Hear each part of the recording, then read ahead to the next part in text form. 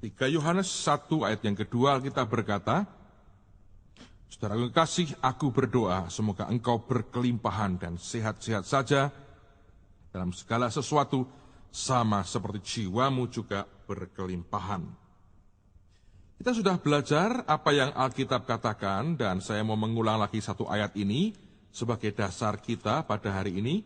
Matius 6 ayat yang ke-21, Alkitab berkata, karena di mana hartamu berada, di situ juga hatimu berada. Nah, kita sudah belajar bahwa persembahan dan doa itu harus naik bersama-sama. Dalam perjanjian lama, pola ini jelas sekali, dan saya ingin membuktikan dengan beberapa kisah di Alkitab untuk menunjukkan kepada saudara akan pola yang sudah ada sejak zaman perjanjian lama. Di 1 Samuel pasal yang ke-9, mulai ayat yang pertama, kita akan baca, tolong Anda di rumah baca sampai dengan ayat yang ke-10 ya. Tapi saya akan coba baca dari ayat yang ke-6 saja.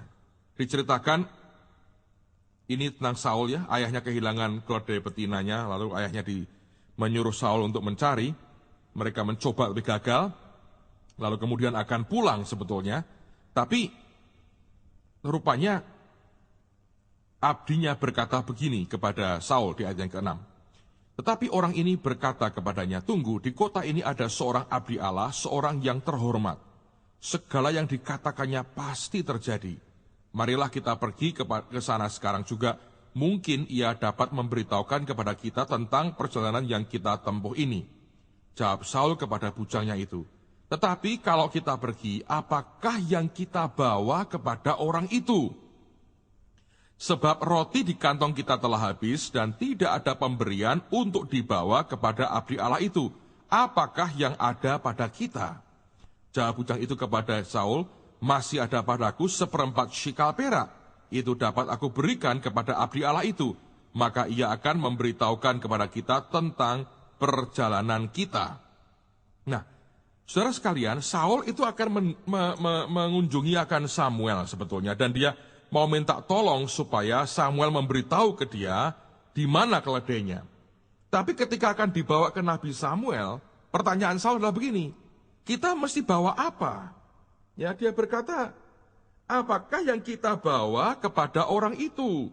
Sebab roti di kantong kita telah habis. Dan tidak ada pemberian untuk dibawa kepada abdi Allah itu. Jadi rupanya zaman dulu ketika orang datang ke hamba Tuhan, ke abdi Allah, datang tidak dengan tangan kosong. Tapi datang dengan persembahan. Kenapa? Karena Alkitab berkata, di mana hartamu, di situ hatimu. Bukan Samuel itu punya tarif atau pasang tarif. Bukan. Tapi ini kebiasaan atau pemahaman orang waktu itu begitu. Allah mengatur kalau datang jangan dengan tangan kosong. Datang dengan pemberian. Karena kalau hartamu ke si hamba Tuhan, yang mewakili Tuhan, hatimu juga akan arahnya ke Tuhan.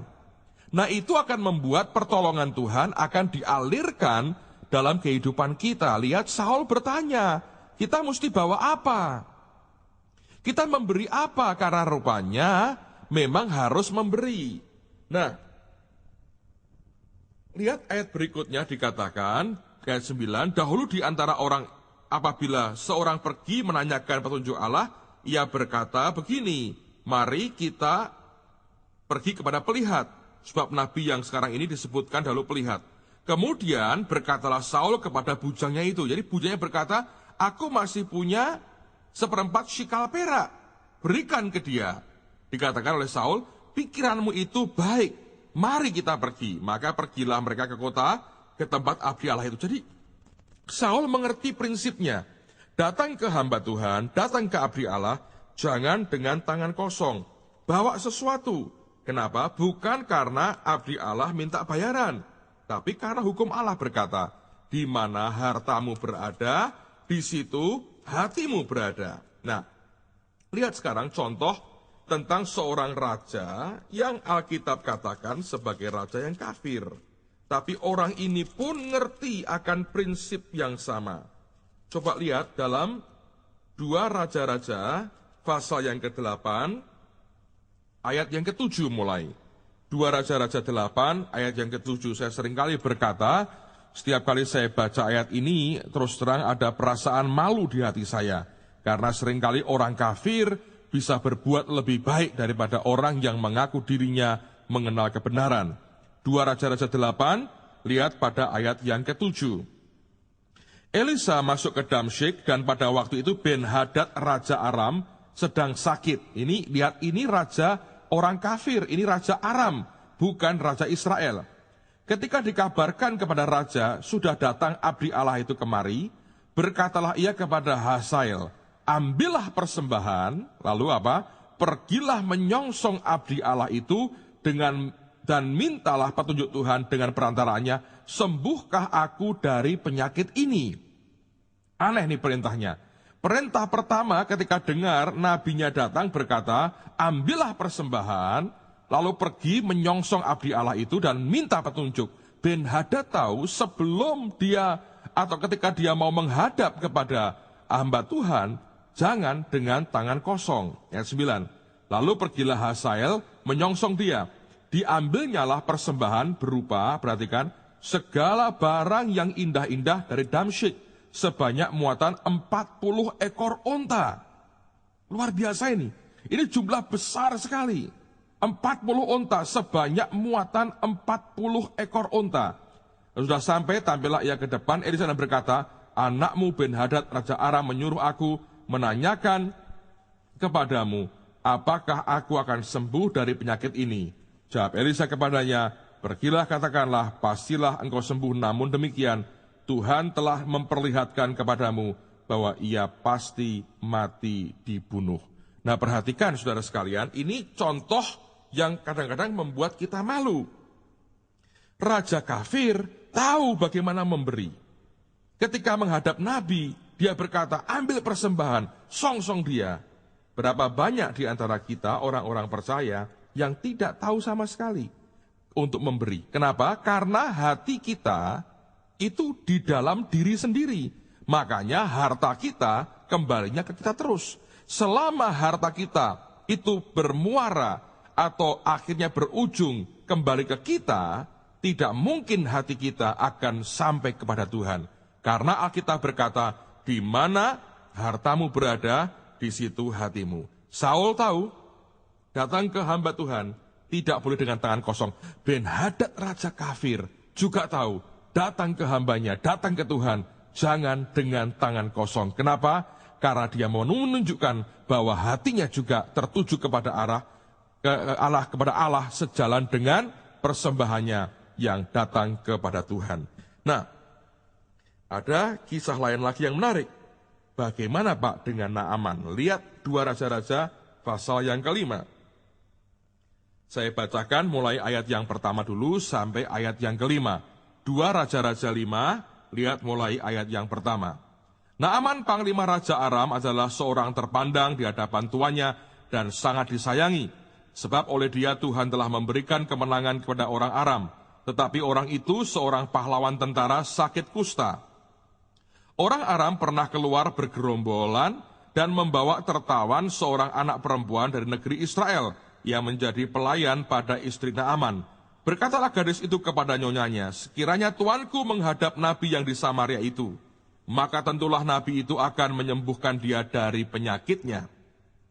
Lalu pergilah Naaman memberi kawan kepada tuannya, katanya, begini-beginilah dikatakan oleh gadis yang dari negeri Israel itu. Maka jawab Raja Aram, baik pergilah, dan aku akan mengirim surat kepada Raja Israel. Lalu pergilah Naaman dan membawa sebagai persembahan, perhatikan, 10 talenta perak, dan 6.000 shikal emas, dan 10 potong pakaian. Nah, Naaman pergi, perhatikan saudara sekalian, ketika itu dia sampai ke Nabi, apa yang kemudian terjadi? Dia disuruh untuk mandi, membenamkan dirinya di sungai Yordan oleh Elisa sebanyak 7 kali. Nah, kemudian ayat yang ke-14 yang terjadi. Maka turunlah ia membenamkan dirinya 7 kali dalam sungai Yordan sesuai dengan perkataan abdi Allah itu. Lalu pulihlah tubuhnya kembali seperti tubuh seorang anak dan ia menjadi tahir. Kemudian kembalilah ia dengan seluruh pasukannya kepada abdi Allah itu. Setelah sampai, tampillah ia ke depan Elisa dan berkata, sekarang aku tahu bahwa di seluruh bumi tidak ada Allah kecuali di Israel. Karena itu, terimalah kiranya suatu pemberian dari hambamu ini. Tetapi, perhatikan, jawab Elisa, demi Tuhan yang hidup, yang di hadapannya aku menjadi pelayan. Sesungguhnya aku tidak akan menerima apa-apa. Dan walaupun Naaman mendesaknya supaya menerimanya sesuatu, ia tetap menolak. Kenapa Elisa menolak persembahan Naaman? Ben-Hadad tidak jadi masalah. Saul diterima oleh Samuel. Kenapa Naaman yang bahkan telah menerima kesembuhan, mau memberikan persembahan ditolak oleh Elisa? Sederhana. Karena Naaman memberikan persembahannya setelah ia disembuhkan. Ini membuat Tuhan berkata, aku tidak mau terima oleh karena kita, dengerin saudara, tidak pernah bisa menyuap Tuhan atau membayar Tuhan atas apa yang sudah Dia berikan kepada kita. Orang percaya kalau memberi setelah diberkati, memberi setelah ditolong, dia seperti mau membayar apa yang sudah dia terima. Saya berkata, Tuhan tidak bisa dibayar dengan apapun atas apa yang sudah pernah Dia persembahkan atau Dia pernah lakukan dan kerjakan atas kehidupan kita. Ketika Naaman memberikan setelah disembuhkan, Elisa berkata, tidak, aku tidak akan menerima itu. Perhatikan saudara sekalian, karena Naaman tidak lakukan atas dasar iman. Ben-Hadad diterima korbannya, karena sebelum dia terima jawaban, korbannya sudah datang duluan. Naaman belakangan. Karena itulah tetap Elisa berkata, tidak, aku tidak akan menerima korban yang demikian. Di Kisah Rasul pasal yang ke-8, cerita yang mirip sama atau hampir sama muncul di sini. Silahkan dibuka Kisah Rasul pasal yang ke-8 sekarang. Kisah Rasul 8 ayat yang ke-17 mulai. Kisah Rasul 8, lihat pada ayat yang ke-17. Ini cerita tentang Petrus yang masuk ke daerah Samaria. Petrus dan Yohanes ya, 17. Dari Kisah Rasul 8, 17. Kemudian keduanya menumpangkan tangan di atas mereka, lalu mereka menerima Roh Kudus. Ketika Simon melihat bahwa pemberian Roh Kudus terjadi oleh karena rasul-rasul itu menumpangkan tangannya, ia menawarkan uang kepada mereka. Serta berkata, berikanlah juga kepadaku kuasa itu, supaya jika aku menumpangkan tanganku di atas seseorang, ia boleh menerima Roh Kudus. Perhatikan, uangnya hanya ditawarkan, dan Tuhan tidak pernah bisa dibeli atas apa yang Dia berikan dan kerjakan dalam hidup kita.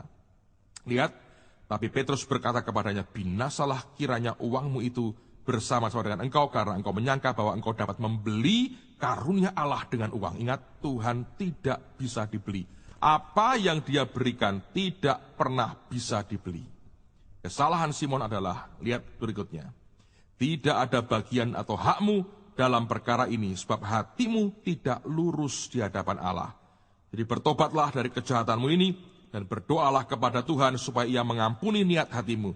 Sebab kulihat bahwa hatimu telah seperti empedu yang pahit dan terjerat dalam kejahatan. Jawab Simon, hendaklah kamu berdoa untuk aku kepada Tuhan, supaya kepadaku jangan kiranya terjadi segala apa yang telah kamu katakan itu. Setelah keduanya bersaksi dan memberitakan firman Tuhan, kembalilah mereka ke Yerusalem, dan dalam perjalanannya itu mereka memberitakan Injil dalam banyak kampung di Samaria. Lihat, kembali Simon hanya menawarkan uangnya. Ternyata Alkitab berkata itu karena hatinya tidak lurus dan dia hatinya pahit sekali. Naaman buat yang sama sebetulnya. Memang akhirnya dia karena ketaatan disembuhkan. Soal uangnya dikembalikan total oleh Elisa. Kenapa? Karena ketika akan diberikan dia sudah dalam keadaan sudah disembuhkan. Berarti hatinya sebetulnya tidak terlalu yakin apakah ada Allah di Israel. Nah, kenapa? Sekali lagi, hal ini penting kita bahas. Lihat Lukas 12 ayat yang ke-34. Saya mau tegaskan lagi di sini.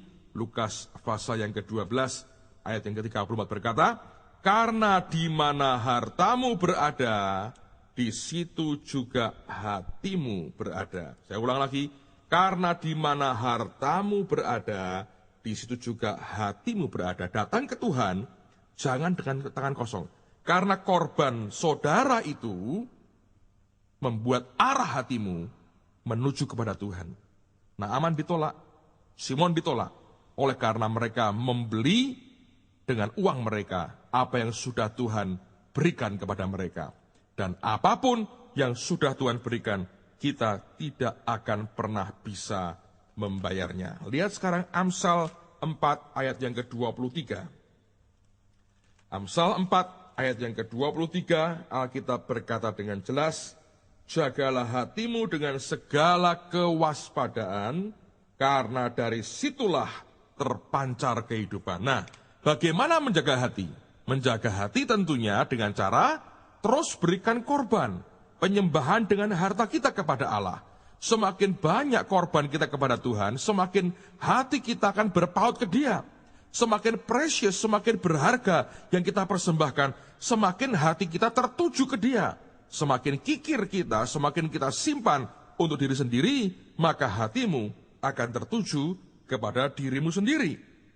Alkitab mengatakan, jagalah hatimu dengan segala kewaspadaan. Nah, dari sini sebetulnya kita bisa memahami akan doa yang pernah dinaikkan oleh Daud. Nah, mari kita lihat sebelum kita selesai, Sarut Tawarikh pasal yang ke-29. Sarut Tawarikh pasal yang ke-29. Perhatikan, inilah bagian dari doa yang dinaikkan oleh Daud. Ayat yang ke-16, ingat ketika itu dia mengumpulkan sumbangan untuk pembangunan bait Allah dan jumlahnya besar sekali. Diperkirakan sekitar 3 miliar dolar. Dan lihat apa yang kemudian Daud katakan. Sarut Tawarikh 29 mulai ayat yang ke-16. Ya Tuhan Allah kami, segala kelimpahan bahan-bahan yang kami sediakan ini untuk mendirikan bagimu rumah bagi namamu yang kudus adalah dari tanganmu sendiri dan punyamulah segala-galanya. Aku tahu ya Allahku bahwa engkau adalah penguji hati dan berkenan pada keikhlasan, maka aku pun mempersembahkan semuanya itu dengan sukarela dan tulus ikhlas. Dan sekarang umatmu yang hadir di sini telah melihat, kulihat memberikan persembahan sukarela kepadamu dengan sukacita. Ya Tuhan Allah Abraham, Ishak dan Israel, bapak-bapak kami, peliharalah untuk selama-lamanya kecenderungan hati umatmu yang demikian ini, dan tetaplah tujukan hati mereka kepadamu. Caranya bagaimana? Dengan memberikan persembahan kepada Allah. Kenapa? Di mana hartamu, di situ hatimu. Ketika mereka memberikan korban, hati mereka condong ke Tuhan. Lalu Daud berdoa, peliharalah untuk selama-lamanya kecenderungan hati umatmu yang demikian ini, dan tetaplah tujukanlah hati mereka kepadamu. Kalau Anda mau jaga hatimu, jagai korbanmu. Jangan sampai setan engkau biarkan mengambil korban saudara. Karena di mana hartamu, di situ juga hatimu. God bless you.